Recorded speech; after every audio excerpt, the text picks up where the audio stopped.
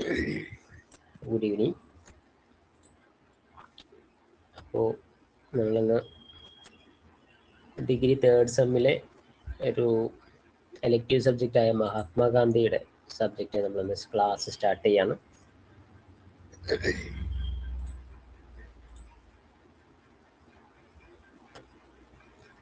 Theory വളരെ നല്ല രീതിയിൽ നമ്മുടേതായ ലാംഗ്വേജിൽ തന്നെ നമുക്ക് എഴുതാൻ പറ്റുന്ന ഒരു സബ്ജക്റ്റാണ് മഹാത്മാഗാന്ധി. ഈ ഒരു സബ്ജക്റ്റ് സ്റ്റാർട്ട് ചെയ്യുന്നത് ഞാൻ ഒരു ചെറിയൊരു കൊട്ടേഷൻ വെച്ചിട്ടാണ് സ്റ്റാർട്ട് ചെയ്യുന്നത്. അത് ആൽബർട്ട് ഐൻസ്റ്റീൻ പറഞ്ഞ ഗാന്ധിജിയെ കുറിച്ച് പറഞ്ഞ ഒരു വാക്കാണ്. Generations to come, it may well be will scarce believe that such a man as this one ever in flesh and blood walked upon this earth. മലയാളത്തിൽ പറഞ്ഞാൽ മജ്ജയും മാംസവും കൊണ്ട് സൃഷ്ടിക്കപ്പെട്ട ഒരു മനുഷ്യൻ, ഇങ്ങനെ ഒരു മനുഷ്യൻ ഭൂമിയിൽ ജീവിച്ചിരുന്നു എന്ന് പറഞ്ഞാൽ വരും തലമുറ വിശ്വസിക്കില്ല എന്നാണ് ആൽബർട്ട് ഐൻസ്റ്റീൻ്റെ കൊട്ടേഷൻ ഗാന്ധിജിയെക്കുറിച്ച്. ഗാന്ധിജിയെക്കുറിച്ച് പലരും പല രീതിയിൽ പറഞ്ഞിട്ടുണ്ടെങ്കിലും അത് നല്ല ഒരു കൊട്ടേഷനാണ്. വരുന്ന തലമുറ ഒരു പക്ഷേ ഗാന്ധിജിയെക്കുറിച്ച് ഇങ്ങനൊരു മനുഷ്യൻ ഭൂമിയിൽ ജീവിച്ചു എന്ന് വിശ്വസിക്കാൻ തന്നെ പ്രയാസമാവും. അത്രയും സിംപ്ലിഫൈഡും എന്ന എന്താ പറയുക, കുറേ അർത്ഥതലങ്ങളുള്ളതും സംഭവ ബഹുലവുമായൊരു ജീവിതമായിരുന്നു ഗാന്ധിജിയുടെ. അപ്പോൾ ഗാന്ധിജിയുടെ ജീവിതത്തിൽ അല്ലെങ്കിൽ ഗാന്ധിജിയുടെ ജീവിതത്തെ അങ്ങനെ ആക്കി മാറ്റാനുണ്ടായ സാഹചര്യങ്ങളും കാര്യങ്ങളൊക്കെ നമുക്ക് ഈ ഒരു സബ്ജക്റ്റിൽ ഡിസ്കസ് ചെയ്യാനുണ്ട്. അപ്പോൾ ഗാന്ധിജിയുടെ ആ ഒരു എന്താ പറയുക, ഒരു ഫിസിക്കൽ അപ്പിയറൻസ് കാണുമ്പോൾ തന്നെ നമുക്ക് മനസ്സിലാവും എത്രയോ വലിയ ഒരു ഫാമിലിയിൽ ജനിച്ച, ഇന്ത്യയിൽ തന്നെ അറിയപ്പെടുന്ന ഒരു ഫാമിലിയിൽ ജനിച്ചൊരു മനുഷ്യൻ ആ ഒരു വെള്ള വസ്ത്രം മാത്രം, ആ ഒരു വെള്ള തുണി കൊണ്ട് മാത്രം ജീവിച്ചു മരിച്ചു എന്ന് പറഞ്ഞാൽ, അദ്ദേഹത്തിൻ്റെ പഠനം കഴിഞ്ഞിട്ട് പിന്നീട് അദ്ദേഹം ആദ്യ രീതിയിലാണ് ജീവിച്ചത്. അപ്പം അങ്ങനെ അത്രയും എന്താ പറയുക, സിമ്പിളായിട്ട് ജീവിച്ചു മരിച്ചു, ഒരുപാട് കാര്യങ്ങൾ നമുക്ക് നേടിത്തരികയും ചെയ്തു.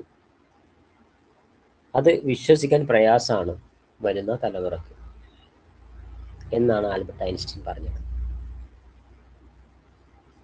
നമുക്ക് ഗാന്ധിജിയെക്കുറിച്ച് വിശദമായ കാര്യങ്ങൾ ബ്ലോക്ക് 1 യൂണിറ്റ് 1 പറയുന്നുണ്ട്. യൂണിറ്റ് 1 ഏർലി ഇയേഴ്സ് ഓഫ് ഗാന്ധിയാണ്. ഗാന്ധിജിയുടെ ചെറുപ്പകാലത്തെ വിശദീകരിക്കുകയാണ് യൂണിറ്റ് 1.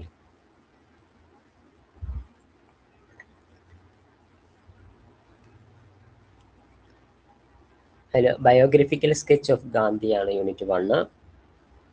ശരിക്കും നമ്മൾ ഗാന്ധിജിയെക്കുറിച്ച് പഠനം ആരംഭിക്കുമ്പോൾ ആ ബയോഗ്രഫി ഒന്ന് പഠിക്കുന്നത് നല്ലതാണ്. അപ്പം നമുക്ക് അറിയാവുന്നതാണെങ്കിലും ജസ്റ്റ് ഒന്ന് റീകളക്ട് ചെയ്യാം. ഗാന്ധിജിയുടെ ഫുൾ നെയിം മോഹൻദാസ് കരംചന്ദ് ഗാന്ധി എന്നാണ്. ജനിക്കുന്നത് ഒക്ടോബർ 2, 1869 പോർബന്തറിൽ, ഗുജറാത്ത് എന്ന് പറയുന്ന സ്ഥലത്താണ്. ഗുജറാത്തിലെ പോർബന്തർ എന്ന് പറയുന്ന സ്ഥലത്താണ് ജനിക്കുന്നത്. അദ്ദേഹം നിയമം പഠിച്ചിട്ടുണ്ട്. Studied law at University College London.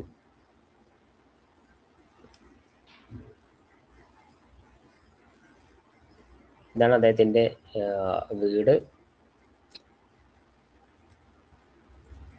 അദ്ദേഹത്തിൻ്റെ ചൈൽഡ്ഹുഡാണ് ആദ്യത്തെ യൂണിറ്റിൽ വിശദീകരിക്കുന്നത്. അദ്ദേഹത്തിൻ്റെ ഒരു ബയോഗ്രഫി ഇപ്പം നേരത്തെ പറഞ്ഞു. ജനിച്ചത് 2-ാം തീയതിയാണ്, ഒക്ടോബർ 2-ാം തീയതി 1869. അത് ഇദ്ദേഹം was a youngest child of his father's 4th wife Putlibai. ഇദ്ദേഹത്തിൻ്റെ ഫാദറിൻ്റെ 4ാമത്തെ വൈഫിലാണ് ഗാന്ധിജി ജനിക്കുന്നത്. അതിൽ തന്നെ ഇളയ കുട്ടിയായിട്ടാണ് ഗാന്ധിജി ജനിക്കുന്നത്. പുത്ലിബായി ആണ് ഗാന്ധിജിയുടെ അമ്മ.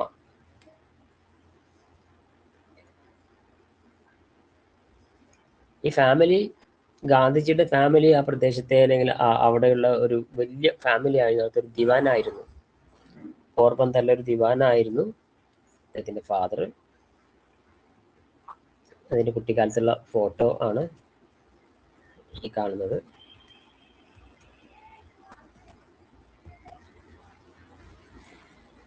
ഗാന്ധിജിയെ കുറിച്ച് ചർച്ച ചെയ്യുമ്പോൾ ഏറ്റവും കൂടുതൽ ചർച്ച ചെയ്യാറുള്ളതും പലപ്പോഴും വിവാദത്തിലേക്ക് പോയിട്ടുള്ളതുമായിട്ടുള്ള ഒരു കാര്യമാണ് early marriage of Gandhiji. Gandhiji വളരെ ചെറുപ്പത്തിലേ വിവാഹം കഴിച്ചിട്ടുണ്ട്. അപ്പൊ ആ ഒരു രീതിയിൽ അദ്ദേഹത്തെ ആ കാര്യങ്ങൾ നമ്മൾ മനസ്സിലാക്കുമ്പോൾ ഈ entered to an arranged marriage at the age of 13 with Kasturba. 13-ാമത്തെ വയസ്സിലാണ് അദ്ദേഹം കസ്തൂർബയുമായിട്ട് കല്യാണം കഴിക്കുന്നത്. ആ ഒരു വിവാഹം, his early marriage marked a crucial juncture in his life. ആ ഒരു വിവാഹമാണ് ഒരു കണക്കിന് അദ്ദേഹത്തിന്റെ ജീവിതത്തിലെ പ്രധാനപ്പെട്ട പല കാര്യങ്ങളും അദ്ദേഹത്തിന് മനസ്സിലാക്കി കൊടുത്തതും. കുറച്ച് കഴിഞ്ഞപ്പോൾ ഈ ശൈശവ വിവാഹത്തിനെതിരെ പോലും ഗാന്ധിജി പ്രവർത്തിച്ചിട്ടുണ്ട്. അതും ഈ ഒരു വിവാഹവുമായി ബന്ധപ്പെട്ട ഒരു അനുഭവം ഉള്ളത് കൊണ്ടായിരിക്കാം. എന്തായാലും അദ്ദേഹം 13-ാമത്തെ വയസ്സിൽ വിവാഹം കഴിച്ചിട്ടുണ്ട്. അത് അദ്ദേഹത്തിന്റെ ജീവിതത്തെ വല്ലാതെ സ്വാധീനിച്ചിട്ടുമുണ്ട്. കുറച്ച് കഴിഞ്ഞപ്പോൾ Kasturba became an integral part of Gandhi's journey. ഗാന്ധിജിയുടെ കൂടെ പല കാര്യങ്ങളിലും ഗാന്ധിജിയുടെ ആ യാത്രയിൽ അദ്ദേഹത്തിന്റെ പത്നി കൂടി ഉണ്ടായിരുന്നു എന്ന് നമുക്ക് മനസ്സിലാക്കാൻ ചരിത്രത്തിൽ നമുക്ക് കാണാം. അദ്ദേഹത്തിന്റെ ജീവിതത്തിലുണ്ടായ മറ്റൊരു സംഗതി, അദ്ദേഹത്തിന്റെ ഫാദർ 63-ാമത്തെ വയസ്സിൽ ഫാദർ മരണപ്പെടുന്നു. അപ്പോൾ ഗാന്ധിജി എന്താ പറയാ, ഒരു യുവാവായി വരുന്നുള്ളൂ. അപ്പോഴേക്ക് ഫാദർ മരണപ്പെടുന്നുണ്ട്.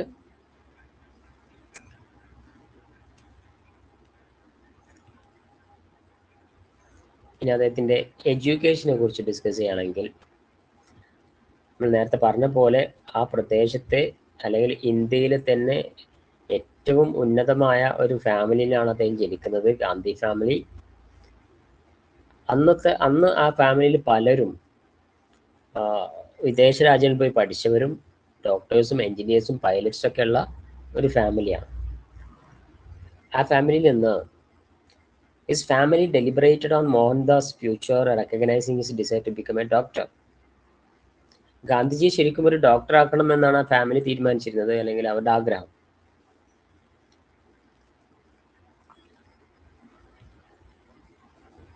അദ്ദേഹത്തിന്റെ ഹൈസ്കൂൾ സ്റ്റാർട്ട് ചെയ്യുന്നത് high school at Albert high school at രാജ്കോട്ടാണ്.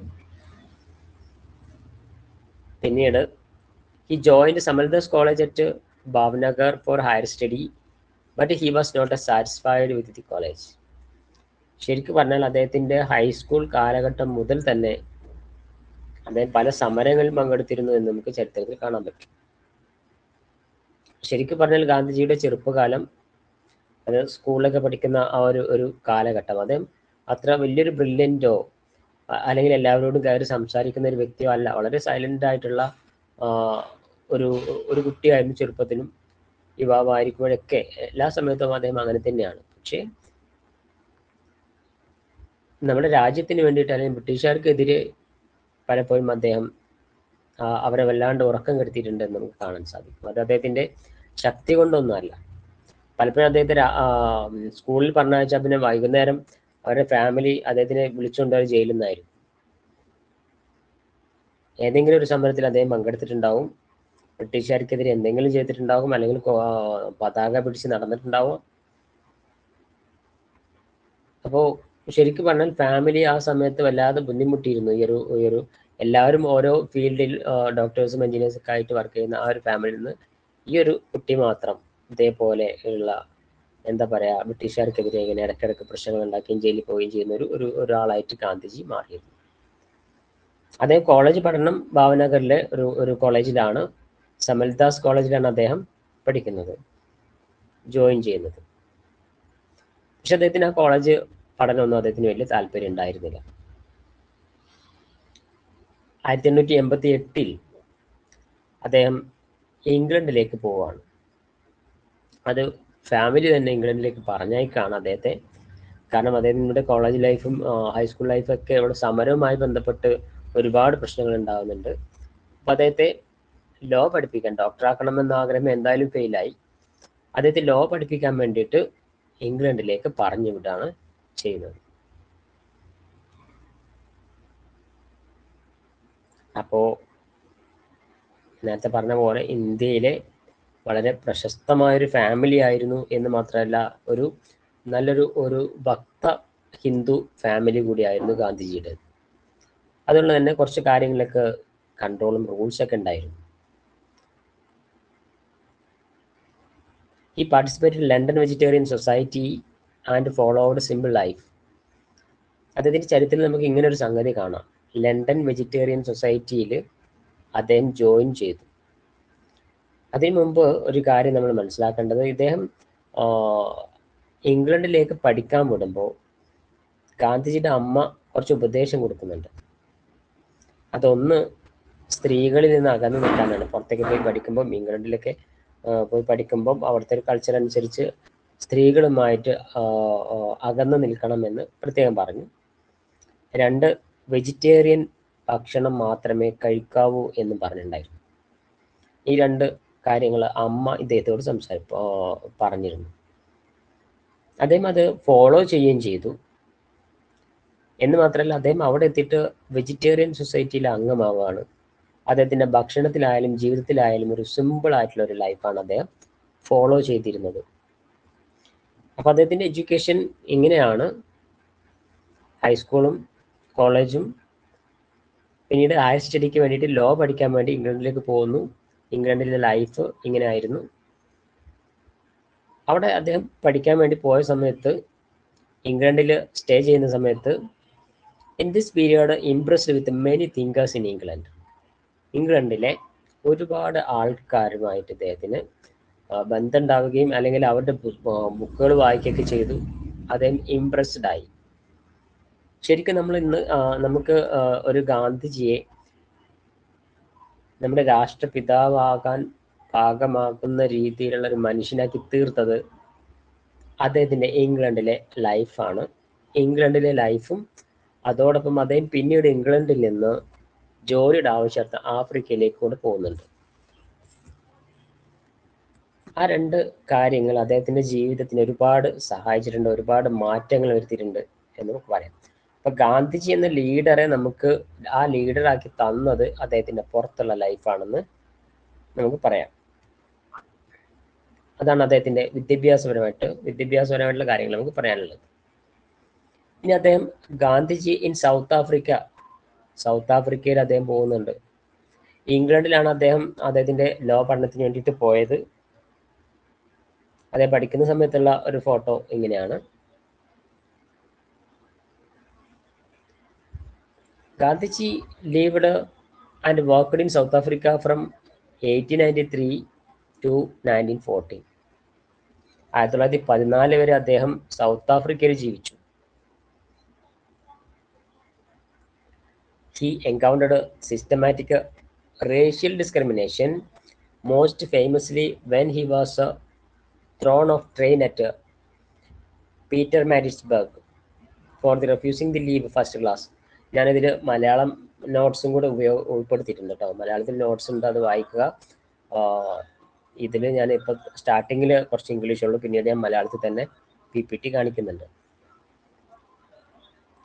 അതേ ആഫ്രിക്കയിൽ ഇത്രയും കാലം ജീവിച്ചു. 893 മുതൽ 1914 വരെ ആഫ്രിക്കയിൽ ജീവിക്കുന്നു. അവിടെ അദ്ദേഹം അനുഭവിച്ച കുറച്ച് കാര്യങ്ങൾ, അതിലെ ഗാന്ധിജിയുടെ ജീവിതത്തിലെ ഒരു പ്രധാനപ്പെട്ട സംഗതി ദക്ഷിണാഫ്രിക്കയിൽ നിന്ന് സംഭവിച്ചതാണ്. പീറ്റർമാരിറ്റ്സ്ബർഗിലെ ഒരു ദക്ഷിണാഫ്രിക്കയിൽ ഒരു ട്രെയിനിൽ യാത്ര ചെയ്യുമ്പോൾ പീറ്റർമാരിറ്റ്സ്ബർഗ് റെയിൽവേ സ്റ്റേഷനിൽ വെച്ച് ആ ട്രെയിനിലെ TTR അദ്ദേഹത്തെ ചവിട്ടി പുറത്തേക്ക് ഇടുന്ന ഒരു സംഗതി. യഥാർത്ഥത്തിൽ ശരിക്ക് ഗാന്ധിജി ഗാന്ധിജിയെ എന്താ പറയാ, നമ്മുടെ ഒരു ലീഡറാക്കി മാറ്റുന്നതിൽ പ്രധാന പങ്ക് വഹിച്ച ഒരു ഇൻസിഡൻസ് അതാണെന്ന് പറയാം, ട്രെയിനിൽ നിന്നുള്ള ആ അറ്റാക്ക്. ദക്ഷിണാഫ്രിക്കയിലെ പീറ്റർ മാരിറ്റ്സ്ബർഗ് റെയിൽവേ സ്റ്റേഷനിൽ ഇപ്പോഴും ഗാന്ധിജിയെ ചവിട്ടിയിട്ട ആ സ്ഥലത്തൊരു ഒരു സ്മാരകം ഉണ്ടാക്കി വെച്ചിട്ടുണ്ട്. അത് നമുക്ക് നെറ്റിലേക്ക് യൂട്യൂബിലേക്ക് സെർച്ച് ചെയ്ത് നമുക്ക് കാണാൻ പറ്റും. ആ റെയിൽവേ സ്റ്റേഷനിൽ വെച്ചിട്ട് അദ്ദേഹത്തെ ഹൈ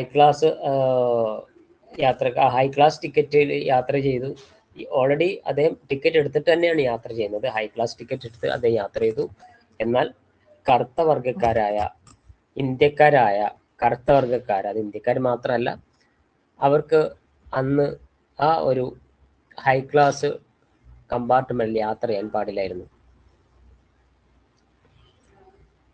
അപ്പൊ TTR വന്നിട്ട് ടിക്കറ്റ് ആവശ്യപ്പെടുകയും ആവശ്യപ്പെടുന്ന സമയത്ത് അദ്ദേഹം ടിക്കറ്റ് കാണിക്കുകയും, അതായത് ടിക്കറ്റ് ആവശ്യപ്പെടുകയല്ല, അതിൽ നിന്ന് മാറി മറ്റേ കമ്പാർട്ട്മെന്റിലേക്ക് മാറാൻ ആവശ്യപ്പെടുകയാണ്.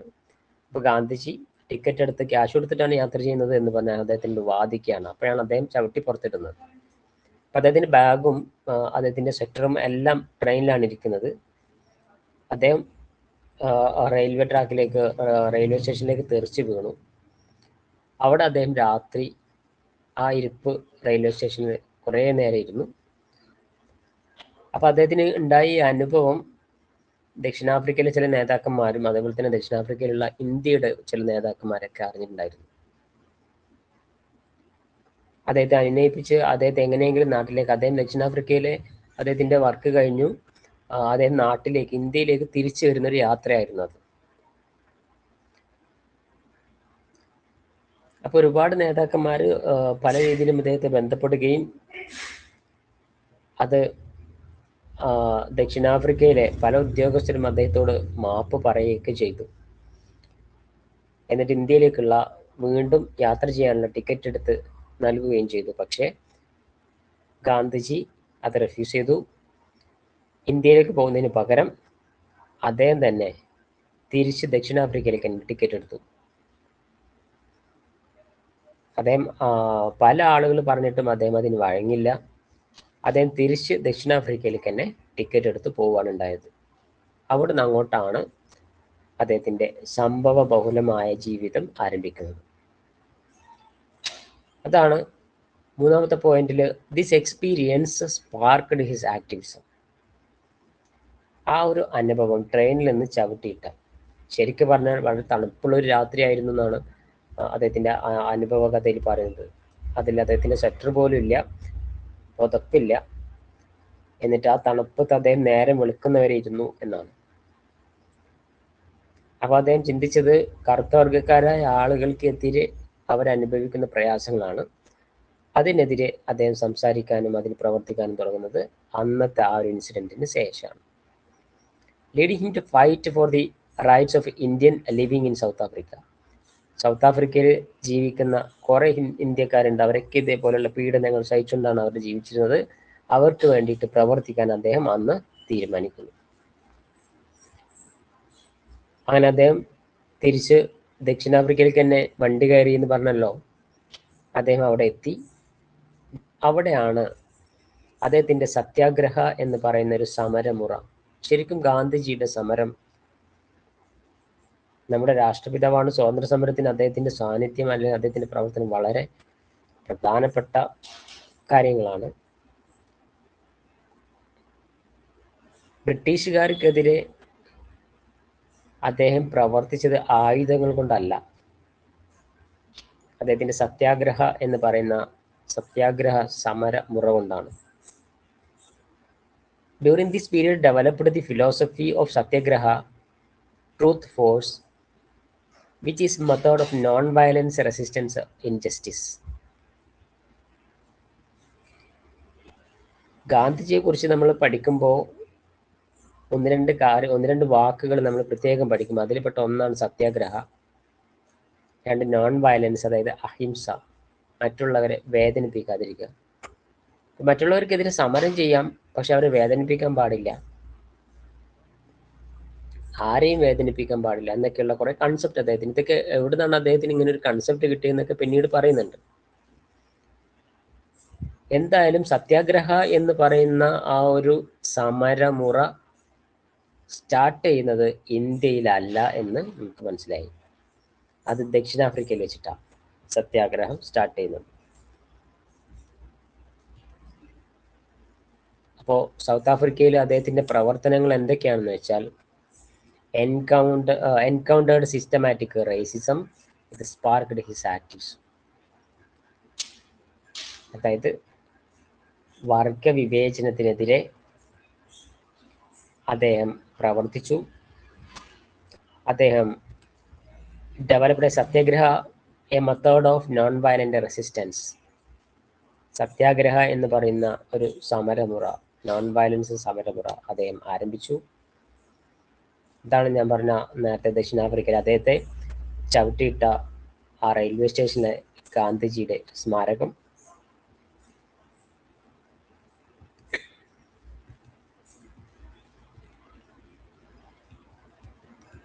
അപ്പോൾ ദക്ഷിണാഫ്രിക്കയിലാണ് അദ്ദേഹം ഇപ്പോൾ ഉള്ളത്. അവിടെ അദ്ദേഹം നടത്തിയ പ്രവർത്തനമാണ്, അദ്ദേഹം നടത്തിയ ഒരു സമരമാണ് സത്യാഗ്രഹ എന്ന് പറയുന്നത്. എന്തൊക്കെയായിരുന്നു അതിലെ പ്രധാനപ്പെട്ട ദക്ഷിണാഫ്രിക്കയിൽ വെച്ച് അദ്ദേഹം ചെയ്ത കാര്യങ്ങൾ? ശരിക്കും നമ്മൾ ഇന്ത്യയിൽ വന്നിട്ടല്ല അദ്ദേഹത്തിന്റെ സമരമുറയും കാര്യങ്ങളും ആരംഭിക്കുന്നത് എന്ന് നമ്മൾ നേരത്തെ പറഞ്ഞു. അദ്ദേഹം ദക്ഷിണാഫ്രിക്കയിൽ നിന്നുണ്ടായ അദ്ദേഹം ആ റെയിൽവേ സ്റ്റേഷനിൽ നിന്നുണ്ടായ അനുഭവത്തിന് ശേഷം അദ്ദേഹം തിരിച്ച് ദക്ഷിണാഫ്രിക്കയിലേക്ക് തന്നെ പോയി. എന്നിട്ട് അവിടെ ചെയ്ത കാര്യങ്ങൾ ഇതൊക്കെയാണ്. ഒന്ന്, നേറ്റാൾ ഇന്ത്യൻ കോൺഗ്രസ് സ്ഥാപിച്ചു. ഇന്ത്യയിലേക്ക് വരുന്ന വരവിലാണ് ഈ പ്രശ്നം ഉണ്ടാവുന്നത്. ഇന്ത്യയിലേക്ക് തിരിച്ചു വരാതെ അദ്ദേഹം നേരെ അങ്ങോട്ട് തന്നെ തിരിച്ചു പോയിട്ട് ആദ്യം ചെയ്ത പരിപാടി അവിടെ ഒരു ഇന്ത്യൻ കോൺഗ്രസ് സ്ഥാപിച്ചു എന്നുള്ളതാണ്. ഇയർ വരുന്നത് 1894. പിന്നെ അദ്ദേഹം അവിടെ ചെയ്തത്, അവിടെ ഒരു ന്യൂസ് പേപ്പർ, ഇന്ത്യൻ ഒപ്പീനിയൻ എന്ന് പറഞ്ഞിട്ടുള്ള ന്യൂസ് പേപ്പർ 1903 സ്റ്റാർട്ട് ചെയ്യുന്നു. അതും അവിടെയാണ്, ദക്ഷിണാഫ്രിക്കയിൽ. Then fight against transfer Asiatic ordinance. അവിടെ അന്നുണ്ടായ ഒരു നിയമനിർമ്മാണമാണ് ട്രാൻസ്ഫർ ഏഷ്യാറ്റിക് ഓർഡിനൻസ്. അതെന്താണെന്ന് ഞാൻ പിന്നീട് വിശദീകരിക്കാം. പിന്നെ അദ്ദേഹം ചെയ്തത് founded Phoenix settlement and Tolstoy farm. അദ്ദേഹം അവിടെ ഒരു ഫീനിക്സ് സെറ്റിൽമെന്റും ടോൾസ്റ്റോയ് ഫാമും സ്ഥാപിച്ചു ദക്ഷിണാഫ്രിക്കയിൽ. ഞാൻ നേരത്തെ പറഞ്ഞു, ദക്ഷിണാഫ്രിക്കയിൽ അദ്ദേഹം ആദ്യമായി സ്ഥാപിച്ചത് നാറ്റാൾ ഇന്ത്യൻ കോൺഗ്രസ് ആണ്. ഇതിന് ഇംഗ്ലീഷിൽ നെയ്റ്റാൾ എന്നും പറയും. എന്താണ് ഈ നേറ്റാൾ ഇന്ത്യൻ കോൺഗ്രസ്? ഒരു സംഘടന സ്ഥാപിക്കുകയാണ്. ഇത് 1994 ഓഗസ്റ്റ് 22 ഇത് സ്ഥാപിക്കുന്നത്. ഗാന്ധിജി തന്നെയാണ് സ്ഥാപിക്കുന്നത്. എന്തിനു വേണ്ടിയിട്ടാണെന്ന് ചോദിച്ചാൽ, ദക്ഷിണാഫ്രിക്കയിലെ നെയ്റ്റാൾ കോളനിയിൽ ഇന്ത്യക്കാർ അനുഭവിച്ച ഒരുപാട് പ്രയാസങ്ങൾ ഉണ്ടായിരുന്നു. അപ്പോൾ അവിടെയും ബ്രിട്ടീഷുകാർ തന്നെയാണ് അവിടെ ഉള്ളത്. അപ്പോൾ അതിന് അവരെ സംരക്ഷിക്കാൻ വേണ്ടിയിട്ടാണ് നാറ്റാൾ ഇന്ത്യൻ കോൺഗ്രസ് സ്ഥാപിക്കുന്നത്. ഇതിൻ്റെ അന്നത്തെ പ്രസിഡന്റ് അബ്ദുള്ള ഹാജി ആദം ജാവേരി, ദാദാ അബ്ദുള്ള എന്ന് പറയും. ഇദ്ദേഹമായിരുന്നു ഇതിൻ്റെ ആദ്യത്തെ പ്രസിഡന്റ്. അതിന്റെ സെക്രട്ടറി സ്ഥാനത്തുണ്ടായിരുന്നത് ഗാന്ധിജി തന്നെ. നിങ്ങൾ പ്രത്യേകം മനസ്സിലാക്കേണ്ടത്, ഇത് സ്റ്റാർട്ട് ചെയ്യുന്നത്, ഇങ്ങനെ ഒരു കോൺഗ്രസ് ഉണ്ടാക്കുന്നത് ദക്ഷിണാഫ്രിക്കയിലാണ്. അവിടെയുള്ള ഇന്ത്യക്കാർ അനുഭവിക്കുന്ന പ്രശ്നങ്ങൾ പരിഹരിക്കാൻ വേണ്ടിയിട്ട്. പിന്നെ നമ്മൾ പറഞ്ഞു, ട്രാൻസ്ഫാൾ ഓർഡിനൻസിന് വേണ്ടിയിട്ട് അദ്ദേഹം പ്രവർത്തിച്ചു, അതിനെതിരെ പ്രവർത്തിച്ചു. എന്താണ് ട്രാൻസ്വാൾ ഓർഡിനൻസ്? ദക്ഷിണാഫ്രിക്കയിലെ ട്രാൻസ്വാൾ എന്ന് പറയുന്ന സ്ഥലത്ത് ഒരു കോളനിയാണ്. ഏഷ്യക്കാർക്കെതിരെ, പ്രധാനപ്പെട്ടും ഇന്ത്യക്കാർക്കെതിരെ, അതേപോലെ തന്നെ ചൈനക്കാർക്കെതിരെ ബ്രിട്ടീഷുകാർ കൊണ്ടുവന്ന ഒരു നിയമമാണ് ട്രാൻസ്വാൾ ഏഷ്യാറ്റിക് ഓർഡിനൻസ് എന്ന് പറയുന്നത്. ഇതിനെ കറുത്ത നിയമം എന്നാണ് ഇതിനെ അറിയപ്പെടുന്നത്. എന്താണ് ഈ ഓർഡിനൻസിന്റെ പ്രത്യേകത? അതായത് ഒരു രജിസ്ട്രേഷനാണ്, നിർബന്ധിത രജിസ്ട്രേഷനാണ്. ഇന്ത്യക്കാരും ചൈനക്കാരും നിർബന്ധമായിട്ടും അവരുടെ പേര് വിവരം ഉൾപ്പെടെ രജിസ്റ്റർ ചെയ്യണം. മറ്റ് രാജ്യക്കാർക്കൊന്നും പ്രശ്നമില്ല. അതായത് ട്രാൻസാൾ താമസിക്കുന്ന 8 വയസ്സിന് മുകളിലുള്ള എല്ലാ ഇന്ത്യക്കാരും ചൈനക്കാരും അവരുടെ പേര് വിവരങ്ങൾ രജിസ്റ്റർ ചെയ്യണം എന്ന് മാത്രമല്ല, അവരുടെ വിരലടയാളം, അതായത് കംപ്ലീറ്റ് വിരലുകളുടെ അടയാളം, ഇതൊക്കെ അവിടെ കൊടുക്കണം എന്നുള്ള ഒരു നിയമം കൊണ്ടുവന്നു. അപ്പോൾ ഇതിനെ ശരിക്കും എതിർക്കാനുള്ള ഒരു കാരണം, ഇത് ഇന്ത്യക്കാർക്ക് ഒരു നാണക്കേടുണ്ട്. കാരണം പൊതുവെ ഈ കള്ളന്മാരൊക്കെ പിടിക്കാൻ വേണ്ടിയിട്ടും കള്ളന്മാർക്കൊക്കെയാണ് ഇങ്ങനെയുള്ള റൂൾസ് ഒക്കെ ഉണ്ടാവുക. അവർക്കെതിരെയാണ് ഇങ്ങനത്തെ നിയമങ്ങളൊക്കെ കൊണ്ടുവരിക. അപ്പൊ ഇന്ത്യക്കാരെ വളരെ താഴ്ത്തി കെട്ടി കാണാൻ വേണ്ടിയിട്ട്, നമ്മളൊന്ന് ചീപ്പാക്കാൻ വേണ്ടിയിട്ട് ബ്രിട്ടീഷുകാർ കൊണ്ടുവന്ന ഒരു നിയമമാണിത്. അത് നമുക്ക് ഇത്തിരി ബുദ്ധിമുട്ടുണ്ടാക്കുകയും ചെയ്യും. എന്നിട്ട് ഈ അടയാളങ്ങളൊക്കെ കൊടുത്തു, ഈ രജിസ്ട്രേഷൻ നടത്തി നമുക്കൊരു കാർഡ് തരും, തിരിച്ചറിയൽ കാർഡ്. ഈ കാർഡ് നമ്മൾ വെച്ചിട്ട് വേണം നടക്കാൻ. അത് പോലീസുകാർ ആവശ്യപ്പെടുമ്പോഴൊക്കെ ഈ കാർഡ് കാണിക്കണം. അപ്പൊ ഇങ്ങനെ കുറച്ച് ആളുകളെ മാത്രം വിവേചനത്തിൽ കാണുകയും അവരെ ബുദ്ധിമുട്ടിക്കുകയും ചെയ്യുന്ന ഒരു നിയമമായിരുന്നു ട്രാൻസാൾ നിയമം, ട്രാൻസാൾ ഓർഡിനൻസ് എന്ന് പറയുന്നത്. ഇതിന് മറ്റൊരു സംഗതി എന്താണെന്ന് വെച്ചാൽ, ഈ കാർഡ് കാണിക്കാത്തവരെ അവർക്ക് ജയിലിലടക്കാനും നാട് കടത്താനൊക്കെ പറ്റുമായിരുന്നു. അതിന് പുറമെ ഈ നിയമത്തിന്റെ പരിധിയിലൂടെ വീടുകളിലേക്ക് അതിക്രമിച്ച് കടക്കാനൊക്കെ പോലീസുകാർക്ക് പറ്റുന്ന, അവരനുവദിക്കുന്ന ഒരു നിയമമായിരുന്നു ഇത്.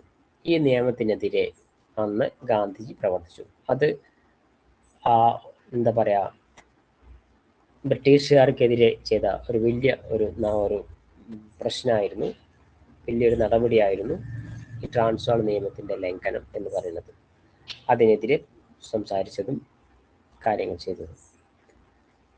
അപ്പൊ അദ്ദേഹം ട്രാൻസ്വാൾ ഓർഡിനൻസിനെതിരെ സംസാരിച്ചു.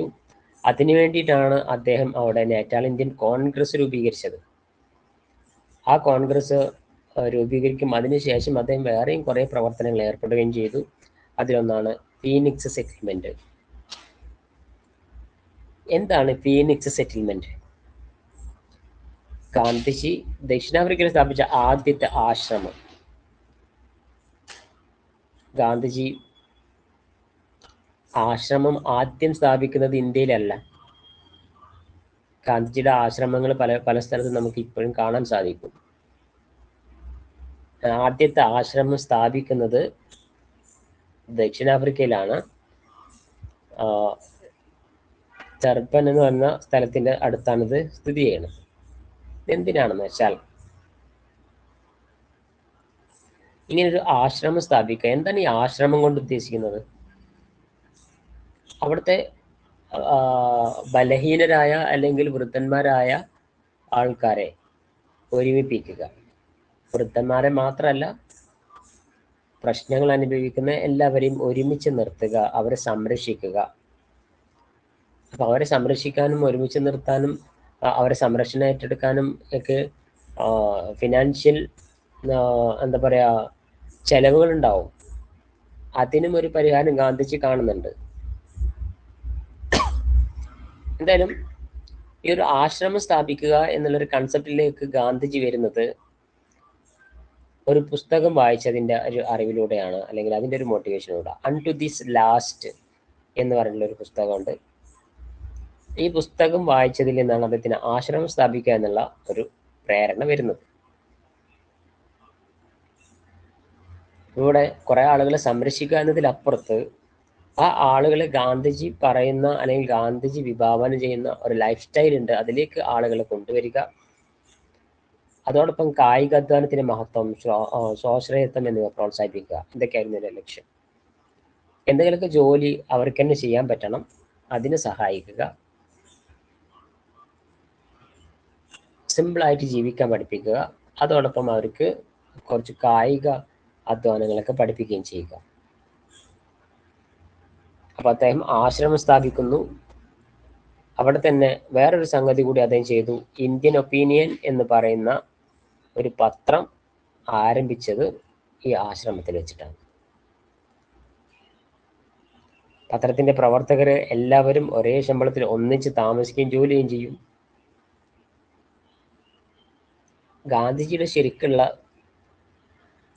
എന്താ പറയാ പഠനങ്ങൾ, അതായത് ഗാന്ധിജിയുടെ സാമ്പത്തികം സാമൂഹ്യപരമായ പരീക്ഷണങ്ങൾ, ഗാന്ധിജി നമ്മുടെ രാജ്യത്തെക്കുറിച്ച് മറ്റൊക്കെ ഒരുപാട് കാര്യങ്ങൾ പറഞ്ഞു തന്നിട്ടുണ്ട്.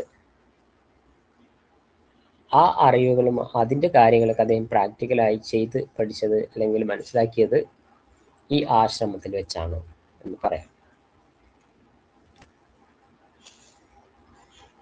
അപ്പോൾ അദ്ദേഹം ഒരു ആശ്രമം അവിടെ സ്ഥാപിച്ചു എന്നതാണ് ആ ഒരു പോയിന്റിൽ നമുക്ക് മനസ്സിലാക്കാനുള്ളത്. അദ്ദേഹം ചെയ്ത മറ്റൊരു സംഗതിയാണ് ടോൾസ്റ്റോയ് ഫാം. ഇതും ഒരു ആശ്രമം തന്നെയാണ്. അതിന് അദ്ദേഹം കൊടുത്ത പേരാണ് ടോൾസ്റ്റോയ് ഫാം. 1910 സ്റ്റാർട്ട് ചെയ്യുന്നത്. ജോഹന്നാസ്ബർഗിന് സമീപമാണ് ഗാന്ധിജി ഈ ആശ്രമം സ്ഥാപിക്കുന്നത്. ഇതിന് ഇങ്ങനൊരു പേര് വരാനുള്ള കാരണം ടോൾസ്റ്റോയ് ഫാം. ടോൾസ്റ്റോയ് നമുക്കറിയാം, ഒരു റഷ്യൻ എഴുത്തുകാരനാണ് ടോൾസ്റ്റോയ്. ആ ടോൾസ്റ്റോയുടെ കഥകൾ ഇദ്ദേഹത്തെ ഗാന്ധിജിയെ വളരെയധികം സ്വാധീനിച്ചിട്ടുണ്ടായിരുന്നു. അപ്പൊ അതിന്ന് പ്രചോദനം ഉൾക്കൊണ്ടുകൊണ്ടാണ്, അല്ലെങ്കിൽ ആ ഒരു എഴുത്തുകാരനോടുള്ള ഒരു അടുപ്പം അല്ലെങ്കിൽ ആ ഒരു സ്നേഹം വെച്ചിട്ടാണ് അദ്ദേഹത്തിന്റെ ഈ ആശ്രമത്തിന് ടോൾസ്റ്റോയ് ഫാം എന്ന് പേര് കൊടുത്തത്. ഈ ടോൾസ്റ്റോയ് ഫാം സ്റ്റാർട്ട് ചെയ്യുന്നത് അദ്ദേഹത്തിന്റെ സുഹൃത്തായ ഹെർമൻ കെല്ലൻബാഷ് ആണ്. അതിന്റെ സ്ഥലം നൽകുന്നതൊക്കെ ഈ ഹെർമൻ കെല്ലൻബാഷ് എന്ന് പറയുന്ന വ്യക്തിയാണ്. എന്തിനാണ് ഇങ്ങനെ ഒരു ടോൾസ്റ്റോയ് ഫാം സ്റ്റാർട്ട് ചെയ്തത്? അതും കുറെ ആളുകളെ സംരക്ഷിക്കാൻ വേണ്ടിയിട്ടും അവരുടെ ഉന്നമനത്തിന് വേണ്ടിയിട്ടായിരുന്നു. സത്യാഗ്രഹ സമരത്തിൽ പങ്കെടുത്ത് ജയിലിൽ പോയവരുടെ കുടുംബങ്ങളെ സംരക്ഷിക്കുന്നതിന്. അതുപോലെ തന്നെ സമരം ചെയ്യണമെന്നുണ്ടെങ്കിലും അവർക്ക് അതിനെക്കുറിച്ച് കാര്യങ്ങൾ പറഞ്ഞു കൊടുക്കാനും മോട്ടിവേഷൻ ചെയ്യാനും ട്രെയിനിങ് കൊടുക്കുകയൊക്കെ വേണം. അതിനു വേണ്ടിയിട്ടും ഈ ഒരു സംഗതി ആരംഭിച്ചു. നമുക്കറിയാലോ, നമ്മുടെ ഇന്ത്യ സ്വാതന്ത്ര്യം കിട്ടി എത്രയോ കാലങ്ങളിൽ ഈ അടുത്ത കാലത്താണ് എന്താ പറയുക ആഫ്രിക്ക സ്വതന്ത്ര രാജ്യമായിട്ട് മാറുന്നത്. ഒരു പക്ഷെ അതിനൊക്കെ തുടക്കം കുറിച്ച വ്യക്തി അല്ലെങ്കിൽ ആ രാജ്യത്തിന്റെ സ്വാതന്ത്ര്യത്തിന് വേണ്ടിയിട്ട് പ്രവർത്തിച്ച വ്യക്തിയും ഗാന്ധിജി തന്നെയായിരുന്നു.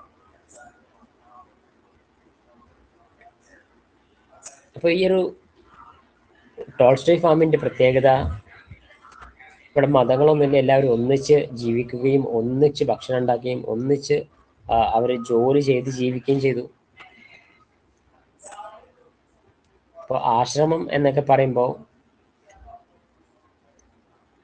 ആളുകളെ ഇങ്ങനെ ചുമ്മാ സംരക്ഷിക്കുന്ന ഒരു രാജ്യം, ഒരു സംവിധാനം ആയിട്ടല്ല ആശ്രമത്തെ ഗാന്ധിജി കണ്ടത്. ആശ്രമം എന്ന് പറയുന്നത് ആളുകളെ പണിയെടുപ്പിക്കുകയും അവരെ മോട്ടിവേറ്റ് ചെയ്യുകയും അവർക്ക് കായികാധ്വാനം ഉണ്ടാക്കി കൊടുക്കുകയൊക്കെ ചെയ്യുന്ന വലിയൊരു സംവിധാനമാണ് ഗാന്ധിജി ഈ ആശ്രമങ്ങളുടെ നിർമ്മാണത്തിലൂടെ അല്ലെങ്കിൽ മെയിൻറ്റെയിനിങ്ങിലൂടെ അദ്ദേഹം ചെയ്തു വെച്ചത്. പിന്നെ അദ്ദേഹത്തിന്റെ ഇന്ത്യയിലേക്കുള്ള റിട്ടേണിനെ കുറിച്ച് കൂടുതൽ കാര്യങ്ങളില്ല, കുറച്ച് കാര്യം. അതോടുകൂടി ഞാൻ ഈ ഒരു യൂണിറ്റ് അവസാനിപ്പിക്കുകയാണ്. Return to India 1955. അപ്പൊ അദ്ദേഹത്തിന്റെ അധിക പരീക്ഷണങ്ങളുടെയും സ്റ്റാർട്ടിങ് വരുന്നത് ദക്ഷിണാഫ്രിക്കയിലാണ്. അദ്ദേഹത്തിന് ഒരു സമരക്കാരനെ ഉണർത്തിയത് ദക്ഷിണാഫ്രിക്കയിലെ ഇൻസിഡന്റ് ആണ്. ഇതെല്ലാം കഴിഞ്ഞു അദ്ദേഹം ഇന്ത്യയിലേക്ക് മടങ്ങി വരുന്നൊരു സമയമുണ്ട്. ഇന്ത്യയിലേക്ക് നേരത്തെ മടങ്ങി വരികയായിരുന്നു. ആ സമയത്താണ് ആ ഇൻസിഡന്റ് ഉണ്ടാവുന്നതും തിരിച്ചു പോകുന്നതും. എന്നിട്ട് അവിടെ കോൺഗ്രസ് ഉണ്ടാക്കി ബാക്കി കുറെ പ്രവർത്തനങ്ങൾ ചെയ്തു. ഇനി അദ്ദേഹം ഇന്ത്യയിലേക്ക് തിരിച്ചു പോകേണ്ടത് 1915 ശരിക്കും പറഞ്ഞാൽ ഈ ഒരു സമയത്ത് സ്വാതന്ത്ര്യ സമരം പോരാട്ടങ്ങളൊക്കെ ഇങ്ങനെ എന്താ പറയാ കൊടുമ്പിരി കൊള്ളുകയും, പക്ഷെ അത് എവിടെയും ഒരു സമയമാണ് 1915 എന്ന് പറയുന്നത്. അപ്പൊ ഗാന്ധിജി തിരിച്ചു വരുന്നു എന്നുള്ള ന്യൂസ് ഇന്ത്യയിൽ എത്തുമ്പോൾ തന്നെ ഈ സ്വാതന്ത്ര്യ സമരത്തിന് ആവേശം കൂടുന്നുണ്ട്. അതോടൊപ്പം തന്നെ ഗാന്ധിജിയെ ഒരു നേതാവായി കാണാനും ഇന്ത്യയിലെ നേതാക്കന്മാര് ശ്രദ്ധിക്കുന്നുണ്ട്.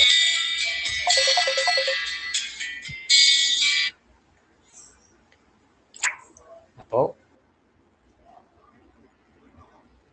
അദ്ദേഹം ഇന്ത്യയിലേക്ക് തിരിച്ചു വരുന്നത് 1915 ആ തിരിച്ചു വരുന്ന ദിവസത്തിന് നമ്മളൊരു പേര് കൊടുത്തിട്ടുണ്ട്. അത് പ്രവാസി ഭാരതീയ ദിവസ് എന്നാണ്. പ്രവാസി ഭാരതീയ ദിവസ്. ഇനി അദ്ദേഹം ഇന്ത്യയിൽ തിരിച്ചെത്തുന്നു. ഇന്ത്യയിൽ അദ്ദേഹം ചെയ്യുന്ന പ്രവർത്തനങ്ങളും കാര്യങ്ങളും എല്ലാം നമുക്ക് നെക്സ്റ്റ് ടോപ്പിക്കിൽ ഡിസ്കസ് ചെയ്യാം. യൂണിറ്റ് 2 നമ്മൾ ഡിസ്കസ് ചെയ്യും. ഇത്രയും കാര്യങ്ങളാണ് ഒന്നാമത്തെ യൂണിറ്റിൽ മനസ്സിലാക്കി വെക്കേണ്ടത്. അങ്ങനെ കാര്യങ്ങൾ മനസ്സിലായല്ലോ. ഇതിനെ ഞാൻ വളരെ സിമ്പിളായിട്ടാണ് പറഞ്ഞിട്ടുള്ളത്. ഇതിനെ കുറച്ചും കൂടെ പോയിന്റ്സ് ഒക്കെ ഒന്ന് ആഡ് ചെയ്ത് എക്സ്പ്ലെയിൻ ചെയ്തിട്ട് വേണം നിങ്ങൾ എഴുതാൻ.